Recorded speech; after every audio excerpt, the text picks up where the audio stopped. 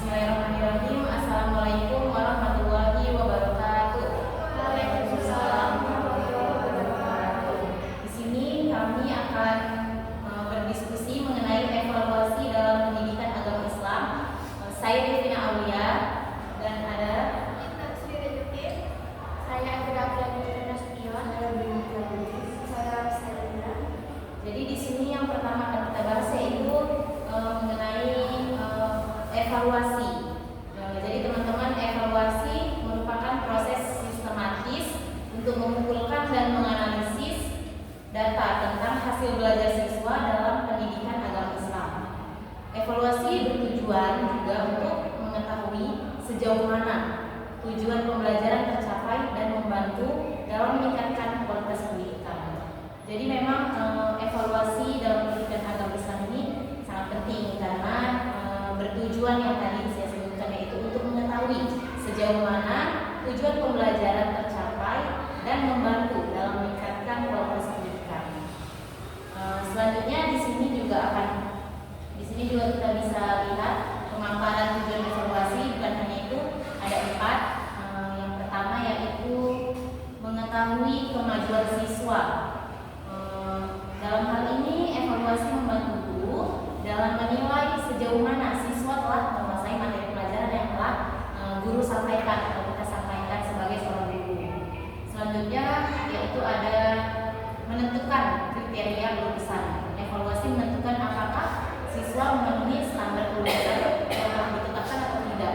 Jadi melalui evaluasi kita bisa menentukan standar lulusan bagi siswa.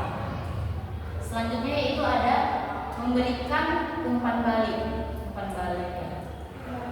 Umpan balik, evaluasi memberikan umpan balik kepada siswa dan guru tentang proses belajar mengajar. Mungkin umpan balik itu kayak kita menyampaikan materi, nanti kalau misalkan siswa nggak paham, siswa bertanya, atau setelah kita sampaikan mungkin kita memberi pertanyaan gitu ya ke siswa-siswa kita. Itu mungkin umpan balik yang dimaksud di sini. Selanjutnya yaitu ada memperbaiki proses pembelajaran. Tentu sih kayaknya mungkin kan dengan mengevaluasi gitu. Kita kan hidup juga perlu evaluasi gitu. Ya belajar juga perlu evaluasi untuk memperbaiki dan mungkin memotivasi dalam proses pembelajaran. Yaitu evaluasi membantu guru dalam mengidentifikasi kekurangan ya. Karena kan setiap hal pasti punya kekurangan dan kelebihan. Mungkin pun materi yang kita sampaikan pasti mempunyai kekurangan dan kelebihan. Cara menyampaikan kita juga begitu kan. Pasti mempunyai kekurangan dan kelebihan, dan mencari cara untuk meningkatkan proses pembelajaran. Mungkin yang selanjutnya bisa rekan yang lain yang memaparkan. Selanjutnya ada fungsi evaluasi. Fungsi evaluasi itu terbagi menjadi 3, yaitu penilaian, diagnosis, dan motivasi. Apa sih penilaian itu? Penilaian itu adalah sebuah evaluasi berfungsi sebagai alat penilaian untuk mengetahui tingkat pemahaman siswa terhadap materi pembelajaran. Lalu yang selanjutnya ada diagnostik. Diagnostik itu sebuah evaluasi yang berfungsi untuk mendiagnosis kesulitan yang dialami siswa dalam memahami materi pembelajaran. Dan yang selanjutnya ada motivasi. Nah, motivasi ini adalah sebuah evaluasi untuk memotivasi siswa belajar lebih giat dan mencapai hasil belajar yang optimal. Mungkin dari 3 hal tersebut ya, penilaian yang biasa kita lakukan ya dalam evaluasi pasti ada penilaian. Mungkin untuk diagnostik ini tadi untuk Kesulitan yang berfungsi dialami oleh ya, siswa. kesulitan ya pastinya setiap namanya pembelajaran ini pasti ada kesulitannya ya. Kita juga pernah jadi seorang siswa gitu.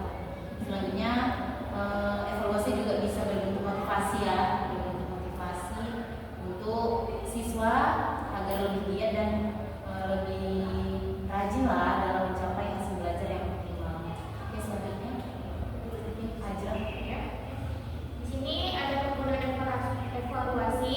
Di sini ada 4 juga, yaitu meningkatkan kualitas, mengembangkan kurikulum, memantau kemajuan, dan evaluasi diri.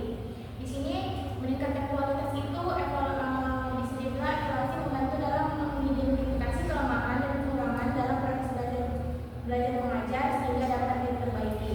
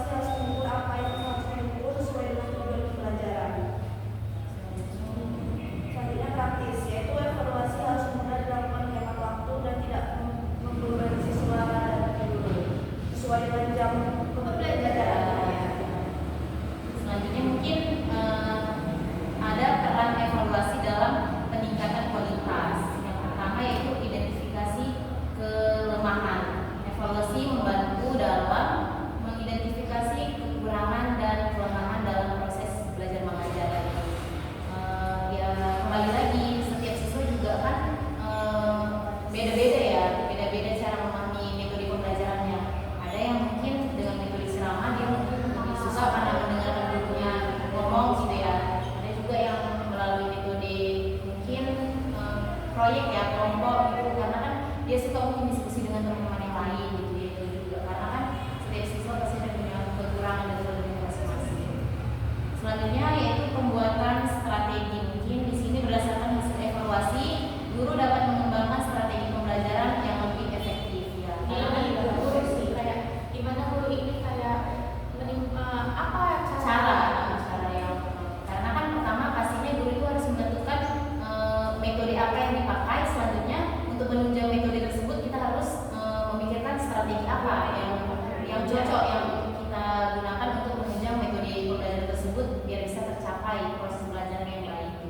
Selanjutnya yaitu evaluasi berkala. Evaluasi dilakukan secara berkala untuk memantau kemajuan dan memastikan efektivitas strategi yang diterapkan. Mungkin secara berkala, secara berulang gitu ya umumnya. Evaluasi dilakukan secara berulang untuk memantau kemajuan dan memastikan efektivitas strategi yang diterapkan.